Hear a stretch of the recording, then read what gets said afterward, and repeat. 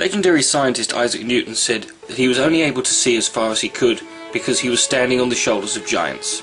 Of course, all of us are on the shoulders of giants. All of us live lives that can only be made possible by those great people who have passed before us, who have achieved things that people said were unachievable, who have done things that people said couldn't be done, who have said things that people thought couldn't be said.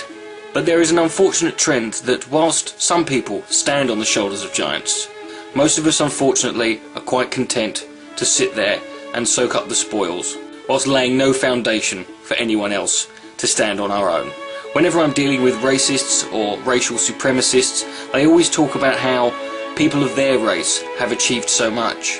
People of their race have achieved such greatness. They think that simply because people of their skin colour have achieved certain things throughout history that can be considered great, that they, by extension, are great themselves. This is, of course, ridiculous. It's one thing to sit there and live off the spoils of achievement of those who have been and gone, but to take their legacy simply because of some arbitrary thing you share in common with them is not only disrespectful, but it's downright despicable. I see it within nationalists. I see it within nationalists within all countries.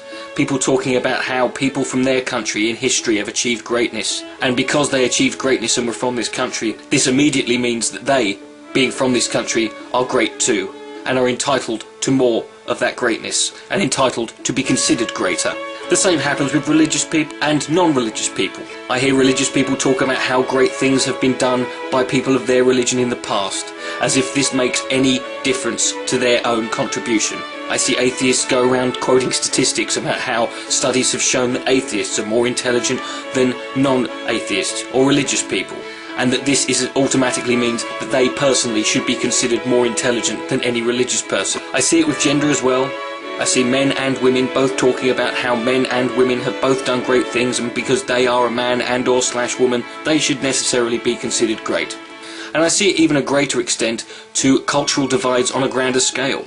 It's very common to hear people talking about how great the West is, and how great Western civilization is, and because we here in the West are so much more civilized and great, apparently, that automatically means that we, simply by being in the West, are considered great. There is unfortunately one question I have always asked people who have this attitude.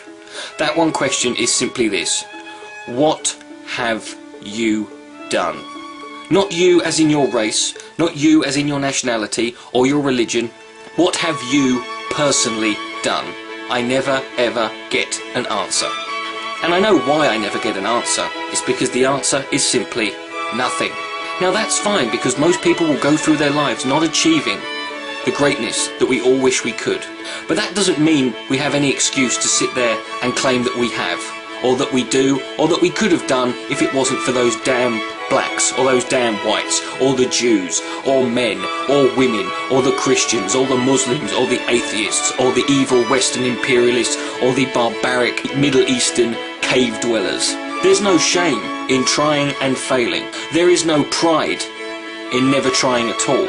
And it seems to me that there are too many people who are content to not stand on the shoulders of giants and to not help people stand on their own. They're quite content to sit there and take a steaming great shit on the heads of those who are beneath them. The people whose shoulders you sit and stand on need to be respected and treated with a little bit of dignity. And don't sit there and claim that their greatness is your greatness, when really all you've done is nothing.